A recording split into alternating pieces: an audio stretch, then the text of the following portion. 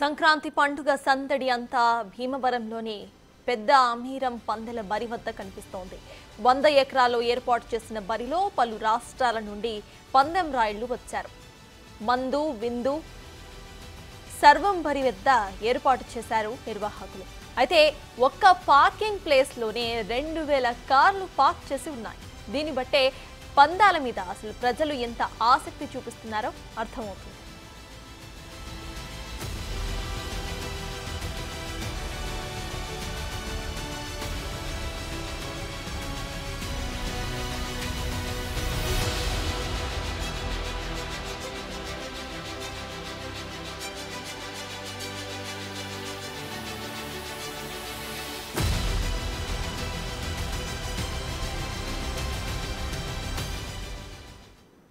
వాటికి ఇదే అంశంపై పూర్తి డీటెయిల్స్ మా ప్రతినిధి సాగర్ అందిస్తారు. సాగర్, చెప్పండి, అక్కడ అసలు పార్కింగ్ లాట్ లో ఎన్ని కార్స్ ఉన్నాయో క్లియర్ గా కనిపిస్తోంది. అసలు ఎంతమంది జనం అక్కడికి హాజరయ్యారు? అప్డేట్స్ ఏంటి?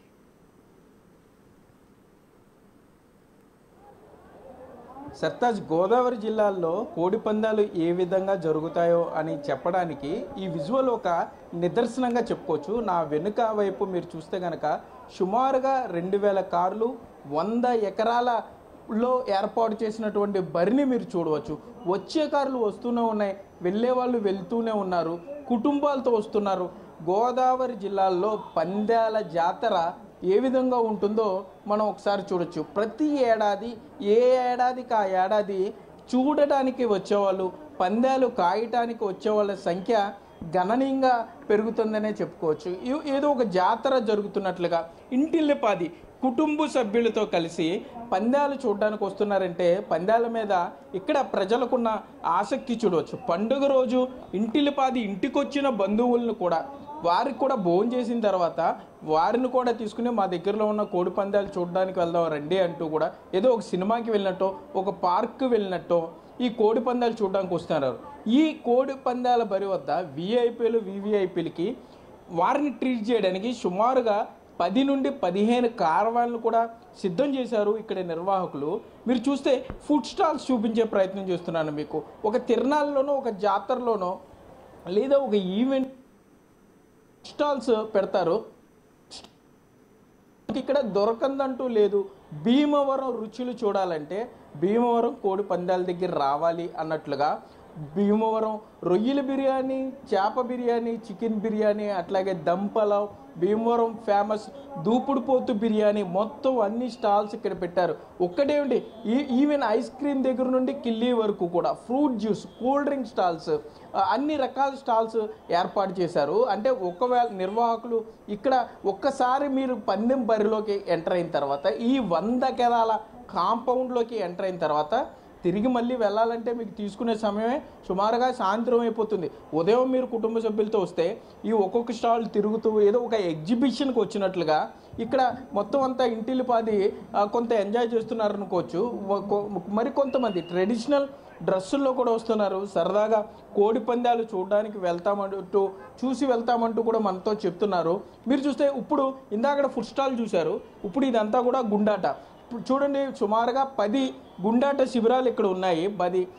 10 టేబుల్స్ వద్ద కూడా చిన్న పెద్ద తేడా లేకుండా, వయసుతో సంబంధం లేకుండా, ఏ తారతమ్యం లేకుండా మొత్తం ఎలా గుంపులుగా నుంచున్నారో మీరు లేడీస్ని కూడా చూడొచ్చు. ఆడవాళ్ళు కూడా తమ అదృష్టాన్ని పరీక్షించుకోవడానికి ఈ గుండాట వద్ద తమ ఏ నెంబర్ వస్తుందంటే 1 నుండి ఉన్న 7 నెంబర్లు కానీ, లక్కీ 7 కానీ, లేకపోతే లక్కీ కలర్ కానీ ఇంకొక అడుగు ముందుకు వేసి సినీ అభిమానుల మీద బాలకృష్ణ, చిరంజీవి, పవన్ కళ్యాణ్, అల్లు అర్జున్ ఇట్లా కొన్ని కార్డ్స్ పెట్టారు. ఏ కార్డు వస్తుందో ముందుగానే చెప్పిన వారికి, సెలెక్ట్ చేసుకున్న వారికి వారు పెట్టిన పందెం కన్నా డబుల్ రేటు వాళ్ళు ఇస్తున్నారని చెప్పుకోవచ్చు. ఇంకొకటి అందర్ బహార్, లోన బయట మామూలుగా ఇది చట్ట విరుద్ధంగా చెప్తుంటారు, కానీ ఇక్కడ ఇంత పెద్ద టెంట్లో సుమారుగా ఒక అరెకరం స్థలంలో ఇక్కడ ఈ అందర్ బహార్ ఏర్పాటు చేశారు. అందరూ కూడా లోపలికి వెళ్తున్నారు, వస్తున్నారు, కార్డ్స్ గేమ్ ఆడుతున్నారు. ఈ పండుగ 4 రోజుల పాటు కూడా ఇక్కడ ఈ అందర్ బహార్ యథేచ్ఛగా అయితే కొనసాగనుంది. మీకు ఏ మోడల్ కారు కావాలన్నా కూడా ఇంచుమించుగా విదేశీ కార్లు సైతం ఆ విదేశీ కార్లలో సైతం ఇక్కడికి చేరుకుంటున్నారు ఈ పందాలు చూడడానికి ప్రతి ఒక్కరు కూడా. మీకు అది చూసేసరికి కోడి పందాలు, మెయిన్ కోడి పందాల బరి సుమారుగా 25 లక్షల నుండి ₹1,00,00,000 వరకు కూడా పందెం కాసే విఐపీలు, వివిఐపీలు మీకు అక్కడ కూర్చుని మనకి కనబడుతున్నారు. వారంతా కూడా తమ కోడి పుంజు గెలవాలంటూ ఎంత ఉత్సాహంగా పందాలు వేస్తున్నారో కూడా చూడొచ్చు. అంటే పందాలు అనేది ఒక కల్చర్లో ఒక భాగంగా ఉండేదాన్ని పందాలే కల్చర్ అనే విధంగా గోదావరి జిల్లాకి చెందిన పందెం నిర్వాహకులు తీసుకొచ్చారంటే పరిస్థితి ఏ విధంగా ఉందో కూడా అర్థం చేసుకోవచ్చు. సుమారుగా 20 టేబుల్స్ నెంబర్ గేమింగ్ ఇక్కడ ఏర్పాటు చేస్తే 2 ఎకరాల స్థలంలో మీకు ఆ కోడి పుంజులు దెబ్బలాడుకోవటానికి, లేకపోతే వాటిని స్క్రీన్ల మీద చూడడానికి ఎల్ఈడి స్క్రీన్లు, అక్కడే మీకు మంచినీరు, భోజనం వసతి, విందు, వినోదాలు, అట్లాగే పందాలు డబ్బులు చేతులు మారినప్పుడు కౌంట్ చేసుకునేందుకు డబ్బుల మెషిన్స్, లక్షలాది రూపాయలు. ఆ టెంట్స్ మీరు చూస్తే కనుక సీఎం మీటింగ్కి లేకపోతే ప్రైమ్ మినిస్టర్ మీటింగ్కి వచ్చినప్పుడు కూడా ఈ స్థాయిలో టెంట్ ఏర్పాటు చేశారు. ఈ మెయిన్ మీరు చూస్తున్న మెయిన్ ఈ tent back side rain proof tent కూడా మీరు చూడొచ్చు వైట్ కలర్లో. ఆ రెయిన్ ప్రూఫ్ టెంట్లోనే విఐపీలు, వివిఐపీలు అక్కడ కార్డ్ గేము, కోట్లాది రూపాయల ప్యాకాట అక్కడ జరుగుతుందని మనకి సమాచారం అందుతుంది. కనీసం వీడియో కెమెరాతో, సెల్ ఫోన్తో కూడా అక్కడ లోపలికి అనుమతి లేదు, వీడియో కెమెరాకి అసలు అనుమతి లేదు. మీడియా కనపడితే ముందుగా ఆపేస్తున్నారు. పందాలు చూపించు అన్నా కూడా అసలు మీరు ఇక్కడ చూపించాల్సిన పని లేదు.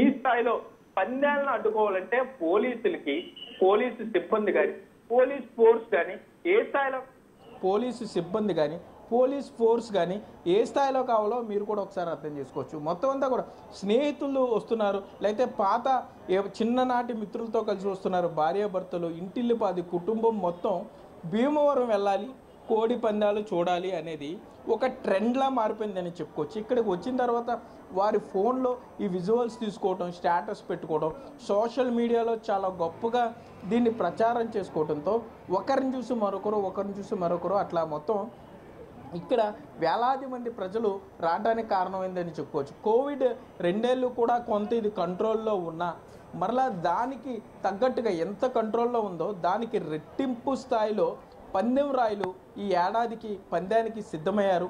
కోట్లాది రూపాయలు చేతులు మారుతున్నాయి. పగలు రాత్రి తేడా లేకుండా కోడి పందాలు ఎలా నిర్వహిస్తున్నారో కూడా బిగ్ టీవీలో మనం ఎక్స్క్లూజివ్గా చూపించాం.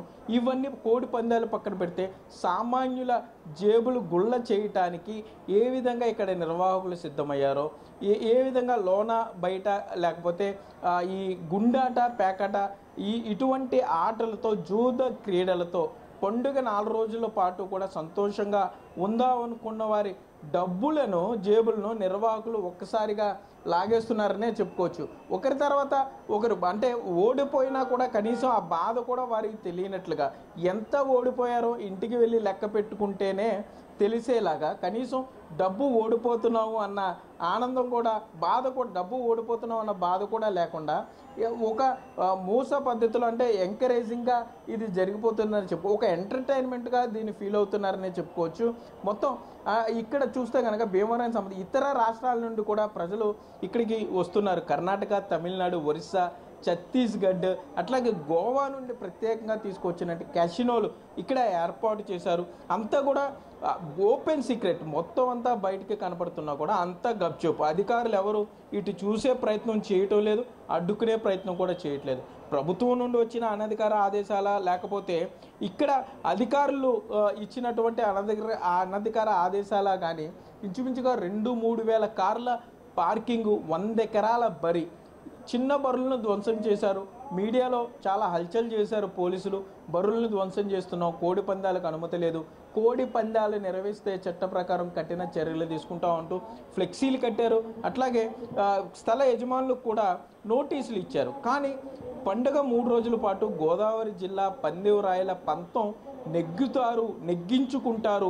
రాజకీయ ఒత్తిళ్లే కానీ ప్రభుత్వ పెద్దల మీద కూడా ఏ స్థాయిలో ఒత్తిడి చేస్తారనేది ఇక్కడ ఉన్న పరిస్థితి చూస్తే మనకు అర్థమవుతుంది. సర్తాజ్, అయితే Sagar, at the same time అక్కడ సెక్యూరిటీ వైజ్ ఎలా ఉంది అసలు, అండ్ అక్కడ ఎవరైతే ఏర్పాట్లు చేశారో వాళ్ళు ఏమంటున్నారు, వచ్చిన జనాలు ఏం మాట్లాడుతున్నారు?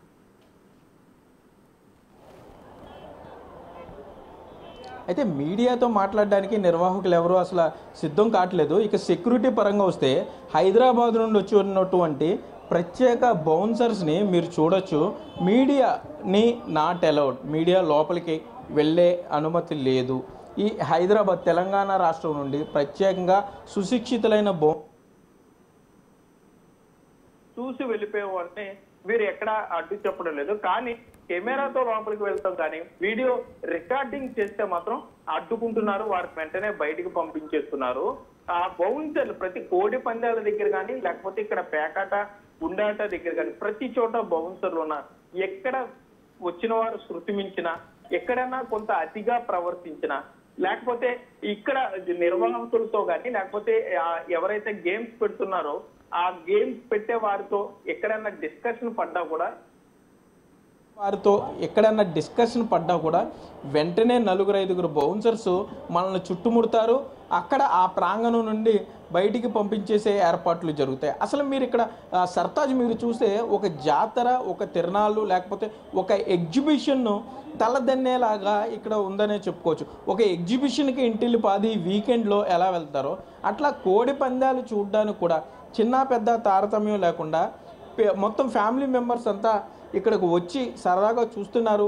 ఒకవేళ డబ్బులు పందెం కట్టే అవకాశం ఉంటే డబ్బులు జూదంలో పెడుతున్నారు. గెలిస్తే వారు ఆనందంగా ఉంటున్నారు. వెంటనే డబ్బులు వచ్చినాయి కాబట్టి మరలా గెలుస్తామనే నమ్మకంతో మరలా దాంట్లో డబ్బులు పూర్తి టేబుల్ ఇక్కడ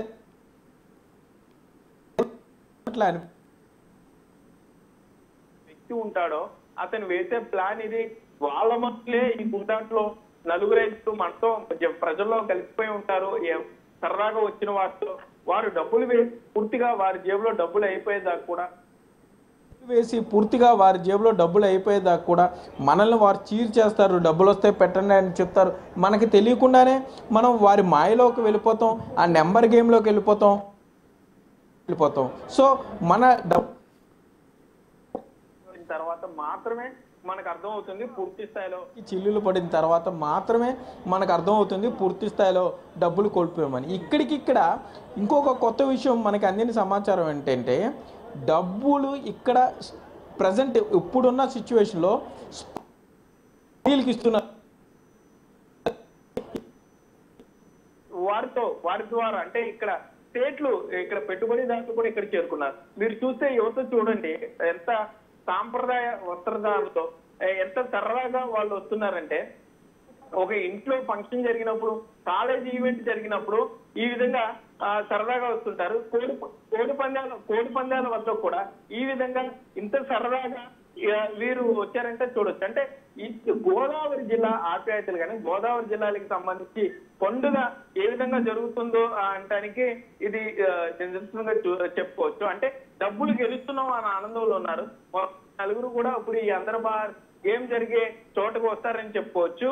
బౌన్సర్లు మరోపక్క బౌన్సర్లు చూసుకుంటే కనుక బౌన్సర్లు కూడా ఎవరన్నా ఒక వీడియో రికార్డింగ్ తో లోపలికి వెళ్తే అడ్డుకునే ప్రయత్నం చేస్తున్నారు.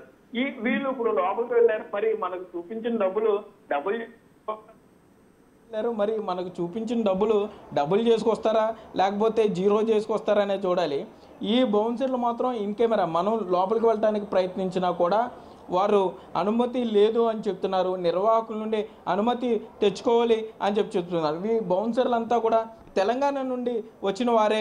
మరోపక్క కార్లు కూడా ఈ స్థాయిలో కార్లు ఇక్కడ సుమారుగా 3,000 కార్లు ఉన్నాయంటే కారుకి 4 చెప్పున పెట్టుకున్న 12,000 మంది. ఇక బైక్స్ అయితే బైక్ సపరేట్ పార్కింగ్ ఇచ్చారు. బైక్ పార్కింగ్ సుమారు 10 ఎకరాల స్థలాన్ని ఇక్కడ కేటాయించారు.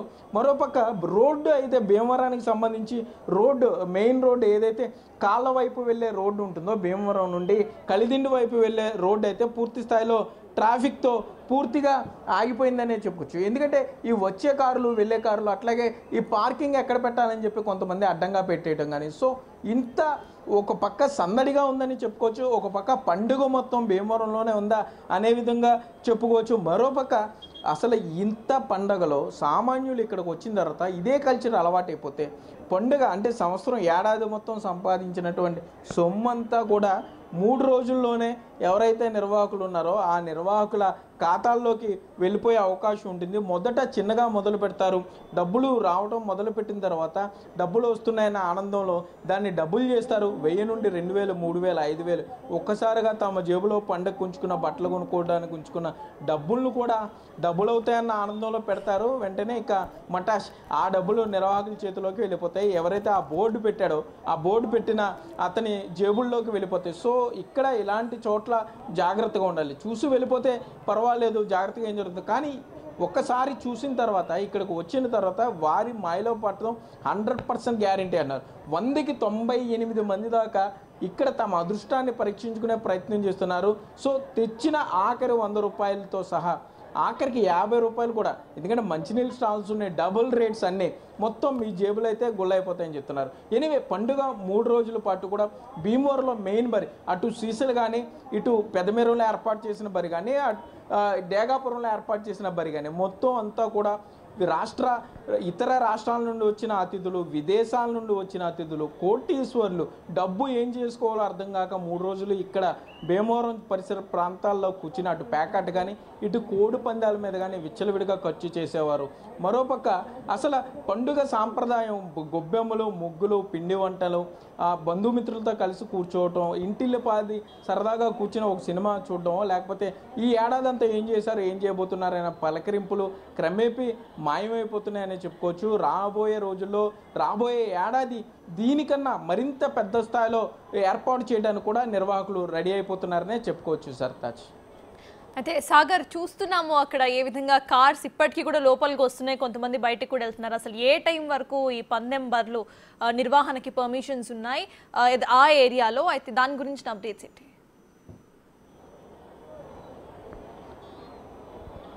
అయితే ఉమ్మడి పశ్చిమ గోదావరి జిల్లా వ్యాప్తంగా చిన్న స్థాయిలో ఏర్పాటు చేసుకున్నవారు, మధ్యస్థ స్థాయి వారిని పోలీసులు టైమింగ్స్ పెట్టారని మనకు చెప్తున్నారు. అంటే నిర్వాహకులు ఉదయం 10 గంటల నుండి సాయంత్రం 5 గంటల లోపు, చీకటి పడేలోపు ఆ బరి క్లోజ్ చేశారు. రేటును బట్టి బరి అక్కడ ఎవరైతే జనం వస్తారో ఆ బరికి ఉన్నటువంటి పాపులారిటీ, ఆ ఊరికి ఉన్నట్టున్న పాపులారిటీని బట్టి అనధికారికంగా రేట్స్ కూడా ఫిక్స్ అయ్యాయని చెప్తున్నారు. సో లైట్లు ఉంటే బరికి ఒక రేటు, లైట్లు లేకపోతే ఒక రేటు. మరోపక్క రాజకీయ నేతల ఒత్తిళ్లు. మీరు ఇక్కడ ఈ బరి చూస్తే సుమారు 5 ఎకరాల్లో ఏర్పాటు చేసిన ఈ బరిలో ఫ్లడ్ లైట్లు కూడా ఏర్పాటు చేశారు, LED స్క్రీన్స్ ఏర్పాటు చేశారు. వచ్చేవారు వెళ్ళేవారితో బరి సందడిగా ఉంది. మీకు కనపడుతున్న దాంట్లో చూడడానికి ఉన్న వాతావరణం ప్రకారం 5-5:30 గంటలకి చీకటి పడిపోతే సో అప్పుడు లైట్లు ఆన్ అవుతాయి. ఇక ఎన్నింటి వరకు జరుగుతాయి అనేది పోలీసులకే తెలియాలి. ఎందుకంటే ఎన్నింటి వరకు జరుగుతాయనేది పోలీసులకే తెలియాలి. ఎందుకంటే అర్ధరాత్రి 2 వరకు కూడా జరిగాయని చెప్తున్నారు మనకి. సో లైట్లు ఉన్న ప్రతి చోట కూడా అర్ధరాత్రి సామాన్యులకు ప్రవేశం లేకుండా, చూడటానికి వచ్చే వాళ్ళకు ఎటువంటి ప్రవేశం లేకుండా ఈ ఏర్పాట్లు చేశారు. అంటే బయట వారికి ఎవరికి అనుమతి లేకుండా రాత్రిపూట మాత్రం ఓన్లీ కోటీశ్వర్లు, లక్షలాది రూపాయలు పందాలు కాసుకునే వారికి మాత్రమే అవకాశం ఉంటుందని చెప్తున్నారు. పక్క చూసుకుంటే కనుక ఏమాత్రం గొడవ జరిగిన బౌన్సర్లు సిద్ధంగా ఉంటారు. సో బౌన్సర్లు కూడా డ్యూటీలు వేశారు. పగలు ఎవరు చేయాలి, 3 షిఫ్ట్ల కింద డ్యూటీలు వేశారంటే పగలు రాత్రి తేడా లేకుండా ఏ విధంగా ఇక్కడ బౌన్సర్లు పెట్టారంటేనే పగలు రాత్రి తేడా లేకుండా ఏ విధంగా కోడి పందాలు ఆడతారనేది కూడా మీరు చూసుకోవచ్చు. ముఖ్యంగా ఇటు గోదావరి జిల్లాల కన్నా కూడా తెలంగాణ రాష్ట్రం నుండి, తెలంగాణ సరిహద్దుగా ఉన్న ఈ గ్రామాల నుండి ఎక్కువగా ప్రజలు వచ్చి సాఫ్ట్వేర్ ఎంప్లాయీస్ ఇక్కడ నుండి గోదావరి జిల్లాల నుండి హైదరాబాద్, బెంగళూరు, కర్ణాటక, తమిళనాడు వెళ్ళి అక్కడ ఉద్యోగాలు చేస్తూ వీరు మరలా వాళ్ళకి పండక్కి మా ఇంటికి రండి, మా జిల్లాలో కోడి పందాలు బాగా జరుగుతాయి, పండుగ 3 రోజులు చాలా ఆహ్లాదంగా ఉంటుంది, లేకపోతే రకరకాల గేమ్స్ జరుగుతాయి, పోలీసులు ఏమనరు, అంతా ఇల్లీగల్ అని మీరు చెప్పేవి, వినేవి, చూసేవి అంతా కూడా లీగల్ అని చెప్పడంతో ముఖ్యంగా ఈ సాఫ్ట్వేర్ ఎంప్లాయీస్ కానీ లేకపోతే అక్కడ బడా కాంట్రాక్టర్లు, ఇతర రాష్ట్రానికి సంబంధించిన రాజకీయ పెద్దలు లేకుండా వారంతా కూడా ఇక్కడికి, అంటే ఇక్కడ అంతా లీగల్ అన్న యాంగిల్లో వాళ్ళకి చెప్తున్నారు కాబట్టి దీన్ని ఒక సరదాగా లేకపోతే దీన్ని ఒక గొప్పగా చెప్పుకున్నారు కాబట్టి ఇంతమంది జనం. ఇప్పుడు మనం ఉన్న ప్రాంగణంలోనే సుమారుగా 25,000 మంది దాకా జనం ఉంటారు, చిన్న పెద్ద తేడా లేకుండా. 3,000 కార్లు, సుమారుగా 10,000 బైక్స్ ఉంటాయి. అది కాకుండా ఇక్కడ పార్కింగ్ లోపల సరిపోకపోవడంతో మరలా లోపల వచ్చి దింపేసి మరలా బయటికి వెళ్ళిపోయే కానీ, లేకపోతే ఫ్యామిలీ కూడా అసలు కోడి పందాలు ఎలా జరుగుతాయో చూద్దామని వచ్చి గుండాట్లో పూర్తిగా డబ్బులు పోగొట్టుకోవడం కానీ, ఇలా ఒకటి కాదు. ఇక్కడ నిర్వాహకులు మొత్తం ఈ సామాన్యుల జేబులు గుల్ల చేసి సామాన్యులు అదృష్టం పరీక్షించుకోవడానికి వచ్చి డబ్బులు పోగొట్టుకుంటే, డబ్బున్న వారు సరదా కోసం 1000 రూపాయలని 1,00,000 రూపాయల దాకా పందెం తీసుకువెళ్ళి తమ అంటే ఆనందం కోసం ఆ కోడి పుంజులు దెబ్బలాడుకుంటుంటే ఏ పుంజు గెలుస్తుంది, లేకపోతే పలానా పనుకోకుండా ఇక్కడే ఆ ఫుడ్ సౌకర్యం కూడా కల్పించడం, ఇక్కడే భోజనాలు, ఇక్కడే కూల్ డ్రింక్, మద్యం అయితే ఏరులై పారుతుందనే చెప్పుకోవచ్చు. ఎక్సైజ్ అధికారులు అసలు గప్చుప్గా ఉన్నారని చెప్పుకోవచ్చు. సాధారణంగా 3 బాటిల్స్ కన్నా ఎక్కువ ఫ్రెండ్స్ ఇంట్లో పార్టీ ఉన్న మనం తీసుకెళ్తుంటే వెంటనే ఎక్సైజ్ అధికారులు ఆ లిక్కర్ కేసు పెడుతుంటారు. కానీ ఈ పండుగ 3 రోజులు అవకాశం ఉంటే ప్రభుత్వం అనుమతిస్తే 4 రోజులు కూడా ఎన్ని లీటర్ల లిక్కర్ కన్జ్యూమ్ చేస్తున్నారో, మద్యపాన ప్రియులైతే ఒక పక్క పందాలు, మరో పక్క మద్యం. పందెం చూస్తూనే మద్యాన్ని సేవించడం, మరోపక్క పందాలు చూస్తూనే రకరకాల కార్యక్రమాలు, మరలా పందాలు బోరు కొడితే పక్కనే ఏర్పాటు చేసినటువంటి పేకాట శిబిరానికి వెళ్ళి మరలా అక్కడ పేకాట ఆడుతూ కూడా మద్యం సేవిస్తూ ఉంటారు. సో ఒక క్లబ్ ని తలపించేలాగా గోవాలో ఏ విధంగా కసినోలు ఉంటాయో వాటికన్నా కూడా వాటిని మించి ఇక్కడ ఈ విధమైన ఏర్పాట్లు చేశారంటే నిర్వాహకులకున్న రాజకీయ అండదండలు ఏ విధంగా ఉన్నాయో కూడా అర్థం చేసుకోవచ్చు. మరోపక్క రాత్రిపూట జరిగే పందాలకి మాత్రం ఓన్లీ వివిఐపి యాక్సెస్ మాత్రం ఉంటుందంటున్నారు. రాజకీయంగా పలుకుబడి ఉన్నవారు కేవలం 5 లక్షల నుండి ఆ పైన పందాలు కట్టేవారిని మాత్రమే రాత్రిపూట పందాలకు నిర్వాహకులు అనుమతిస్తారు అంటూ కూడా మనకి సమాచారం అందుతుంది. Sartaj. Right, thank you Sagar.